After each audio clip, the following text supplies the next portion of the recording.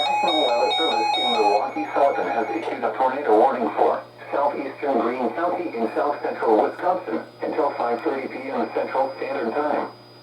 At 5:04 p.m. Central Standard Time, a severe thunderstorm capable of producing a tornado was located near Monroe, moving northeast at 40 miles an hour. Hazard, tornado and quarter-size hail. Source, radar indicated rotation. Impact, flying debris will be dangerous to those caught without shelter. Mobile homes will be damaged or destroyed. Damage to roofs, windows, and vehicles will occur. Tree damage is likely. Locations impacted include Monroe, Broadhead, Monticello, Albany, Utah, and Attica. Take cover now. Move to a basement or an interior room on the lowest floor of a sturdy building. Avoid windows.